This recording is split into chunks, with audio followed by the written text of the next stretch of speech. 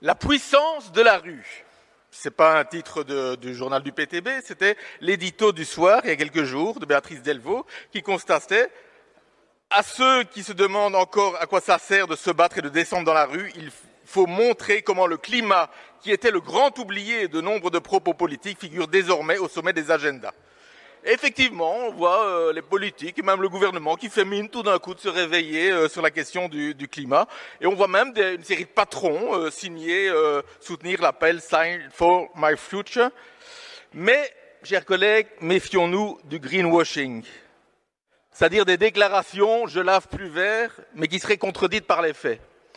Et je dois dire que je ne partage pas l'enthousiasme un peu béat de notre collègue Calvo ici vis-à-vis des patrons et de leur prise de conscience soudaine, quand on voit que, par exemple, parmi ces patrons, celui de BNP Paribas Fortis, il s'agit du 5e acteur mondial de financement des énergies fossiles, Danone, 4e mondial parmi les utilisateurs de plastique, Luminus, un score de 2 sur 20 attribué par Greenpeace, car il investit massivement dans les énergies fossiles, SN, qui appartient à un consortium qui est en train de détruire une forêt en Allemagne pour y agrandir des mines de charbon, Solvay, qui est membre du lobby européen du plastique. Je pourrais continuer encore longtemps comme ça.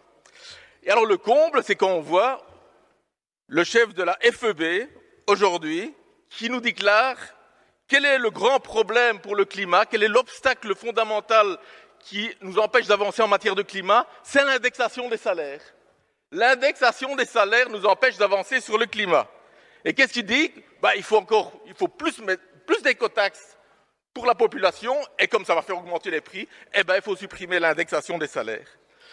Je ne crois pas que les jeunes qui manifestent encore aujourd'hui, ils se battent pour réduire le salaire de leurs parents. Alors oui, Monsieur Calvo, je pense que les multinationales sont un problème pour le climat, contrairement à vous qui les encouragez. Et il suffit de voir la FEB, aujourd'hui on parle de réduire de 65% pour 2030 les émissions à effet de serre. La FEB, il n'y a pas si longtemps, disait moins 35%, c'est disproportionné. Donc 35% c'était déjà trop, les scientifiques nous disent 65%. Vous leur faites confiance, je comprends. Pourtant, aujourd'hui, il y a 300 multinationales qui sont responsables de 40% des émissions à effet de serre. Mais vous préférez faire payer la population, faire payer des écotaxes par la population, ça on le sait. Alors Monsieur le Premier ministre, vous nous mettez au défi de venir avec des mesures concrètes.